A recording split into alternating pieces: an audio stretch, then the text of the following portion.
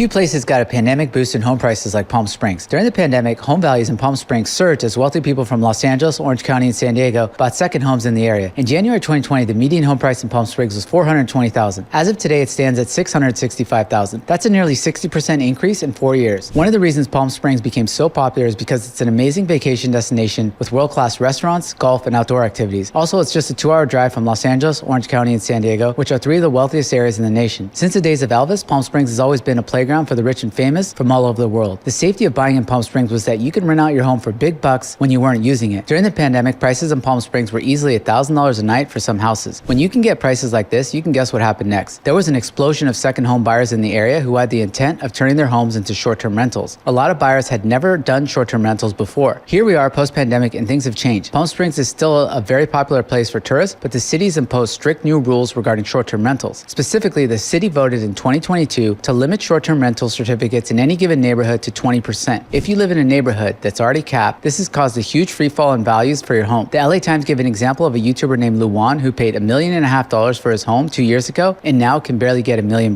Another big source of contention is that if you have a license, it will not transfer to a new buyer. If a person buys a home, they will have to apply, and if the neighborhood is already capped, that means they have to go on a waiting list. Some realtors don't even bother hosting open houses in a neighborhood that's already capped. If you own a home in a neighborhood that's capped, you are seeing values drop by as much as 30%. Imagine being an owner in one of these areas. Basically overnight, you are seeing a change in value due to a new rule set by the city. Home sellers are basically giving away a big chunk of the gains they got during the pandemic. You don't have to feel bad for these owners because they got a historic rise in home values during the pandemic. On one hand, short-term rentals brings a lot of tourism to the city, which benefits them in the form of tax dollars. But on the other, short-term rentals destroys neighborhoods and causes a big shortage of affordable housing. Palm Springs saw rents nearly double in some areas from 2020 to 2024. This had huge implications for those working in the tourism industry. Palm Springs is just another example of a city that's grappling with the explosion of short-term rentals and the lack of affordable housing. Other cities are also fighting back, which include New York, Los Angeles, Anaheim, and San Francisco. All cities are trying to strike a balance, but overall, the biggest issue right now is home affordability, and short-term rentals have a direct negative effect on home affordability. So overall, expect more cities to fight back. The actions that a city takes has big implications on the value of these homes. But at the end of the day, it's hard to feel sorry for homeowners who've seen their homes go up 20, 30, 40, 50% in the past 2 to 4 years. If you're the owner of a short-term rental